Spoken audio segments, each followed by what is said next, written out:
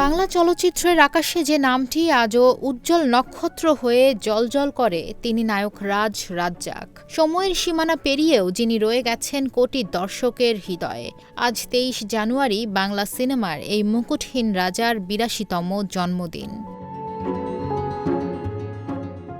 Rainbow allrounder exterior paint বাড়ির বাহিরের দেয়ালের সুরক্ষা নিয়ে থাকুন নিশ্চিন্ত, সাথে পাচ্ছেন ১০ বছরের ওয়ারেন্টি। ১৯৪২ সালের এই দিনে জন্ম নেওয়া রাজ্জাক পৃথিবীর মায়া ত্যাগ করেন ২০১৭ সালের ২১ আগস্ট। তবে তিনি চলে গেলেও তার অভিনয়, তার স্মৃতি আজও জীবন্ত। নায়ক হয়ে ওঠার পথ রাজ্জাকের জন্য মোটেও সহজ ছিল না। সপ্তম শ্রেণীতে পড়ার সময় মঞ্চ নাটকের মাধ্যমে শুরু হয় তার অভিনয় যাত্রা। সিনেমার নায়ক হওয়ার স্বপ্ন বুকে নিয়ে ১৯৫৯ সালে ভারতের মুম্বাইয়ে সিনেমার ওপর ডিপ্লোমা গ্রহণ করেন তিনি।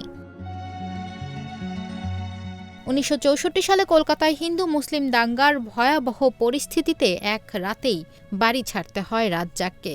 এক হিন্দু পরিবারের আশ্রয়ে থেকে পরদিন ২৬ এপ্রিল পরিবারসহ ঢাকায় পাড়ি জমান তিনি। সঙ্গে ছিল স্ত্রী লক্ষ্মী, পুত্র বাপ্পারাজ এবং পীযূষ বসুর দেওয়া একটি চিঠি ও পরিচালক আব্দুল জব্বার খান এবং শব্দগ্রাহক মনি বোসের ঠিকানা। ঢাকায় এসে কমলাপুরের একটি ছোট বাসায় মাসিক ৮০ টাকা ভাড়ায় নতুন জীবন শুরু করেন নায়ক রাজ। আব্দুল জব্বার খানের সঙ্গে সাক্ষাতের পর অভিনয়ের সুযোগের আশ্বাস পান। এরপর সুভাষ দত্ত ও এহতেশামের মতো পরিচালকদের সান্নিধ্যে আসেন তিনি। ১৯৬৬ সালে ফেকু ওস্তাকার লেন চলচ্চিত্রে ছোট একটি চরিত্রে অভিনয়ের মাধ্যমে চলচ্চিত্রে অভিষেক ঘটে রাজ্জাকের। আর ১৯৬৭ সালে বেহুলা ছবির মাধ্যমে নায়ক হিসেবে তার উত্থান, যেখান থেকে শুরু হয় এক অবিশ্বাস্য সাফল্যের গল্প। রোমান্টিক হিরো হিসেবে রাজ্জাক ছিলেন অপ্রতিদ্বন্দ্বী। সুচন্দা, কবরী, ববিতা ও শাবানার সঙ্গে গড়া তার জুটিগুলো একের পর এক সুপারহিট উপহার দিয়েছে দর্শককে।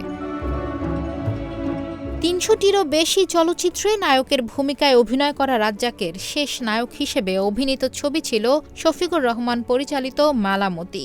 সর্বশেষ তিনি অভিনয় করেন বড় ছেলে বাপ্পারাজের পরিচালনায় নির্মিত কার্তুজ চলচ্চিত্রে। অভিনয়ের পাশাপাশি প্রযোজনা ও পরিচালনাতেও রেখেছেন নিজের স্বাক্ষর। কাজের স্বীকৃতিস্বরূপ তিনি ৫ বার শ্রেষ্ঠ অভিনেতা হিসেবে জাতীয় চলচ্চিত্র পুরস্কার সহ আজীবন সম্মাননা এবং অসংখ্য পুরস্কারে ভূষিত হয়েছেন। নায়ক রাজ রাজ্জাক কোনো নির্দিষ্ট সময়ের নায়ক নন। তিনি প্রজন্মের পর প্রজন্মের ভালোবাসার নাম। রূপালী পর্দায় তার উপস্থিতি মানেই ছিল নিশ্চয়তা, বিশ্বাস আর আবেগ। আজ তিনি আমাদের মাঝে নেই, কিন্তু তার অভিনয়, তার সংলাপ, তার হাসি আজও বেঁচে আছে দর্শকের হৃদয়ে। নিশা মাহমুদা, ইন্ডিপেন্ডেন্ট ডিজিটাল।